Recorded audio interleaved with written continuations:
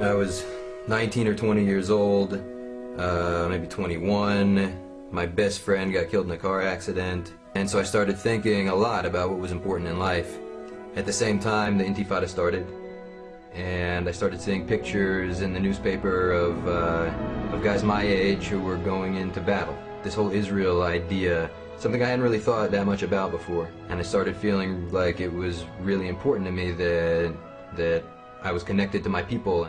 I came to Israel with the idea of joining the army.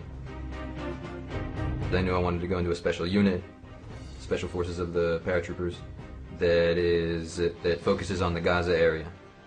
Gaza is a very, very dangerous place to operate. Has a lot of people who are very, very violent and would want nothing more than to see a lot of dead Jews. We all knew that we're going into a place that the enemy wants us to come into. We knew that they had booby traps set for us. We knew that they were waiting for us with anti-tank rockets. Gaza is not a place you want to go.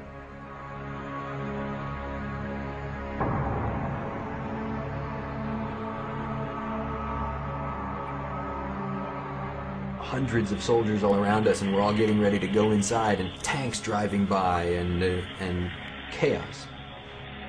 15 minutes, be ready to move out. Have your gear on you, paint your face, everything, you're ready to go. There's this line of soldiers, like as far as you can see, walking toward the border of Gaza. You get up to a certain point, and there's some soldiers standing on either side of the road, and they're asking each person who goes by, do you have your dog tags?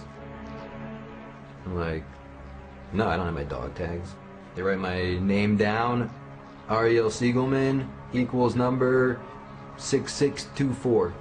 Put one in your boot. Put one in your other boot. Put one around your neck. Because you know what dog tags are for.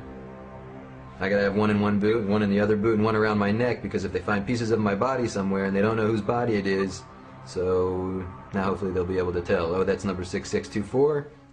Then we get to a point right at the fence where they stop us and stand us in a big semicircle, in a chet. Many, many men deep. Huge semicircle, because hundreds of soldiers, all of us with our faces painted. We're all standing there with all of our equipment on, all of our gear. Everybody's brain is buzzing, like trying to figure out what the heck's going on. So they hand us this little card, this laminated card. It says, Tefillah lifnei yetziah lekrav, the prayer for going out to battle. And there's this rabbi standing there in front of all of us, and he yells at the top of his lungs. And he says the psukim, right, like the statements in the Torah that the Kohen Gadol, the high priest, says to the nation before the nation goes off to battle.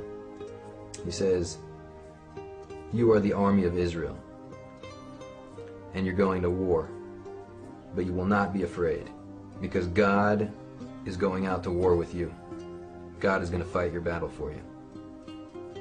I think I speak for the other guys who were there. All that buzzing, all that like confusion that was going on, it was just like focus. We went into Gaza, and God went into Gaza with us.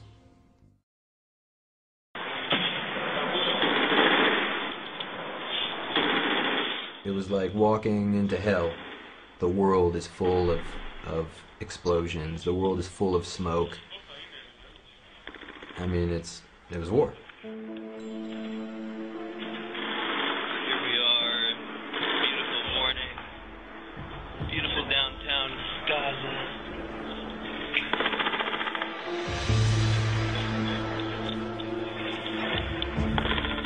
I would not have been surprised if there were dozens of dead men. And I see a whole bunch of armored personnel carriers and tanks with their hatches open. And I think, like, man, how many guys got it? And as I'm going by, I'm kind of glancing inside to look for the blood. So I see my officer and I ask him, how many of us got hurt? How many people got killed? He said, well, nobody. Nobody got killed. And I'm like, what? And all of that shooting and all of those explosions and all of that stuff that was going on around us, nobody got killed? One guy got injured, a chunk of concrete comes flying out of the house and hits this guy, tears the arm of his uniform, and when I saw the medic taking care of him, he was using a baby wipe.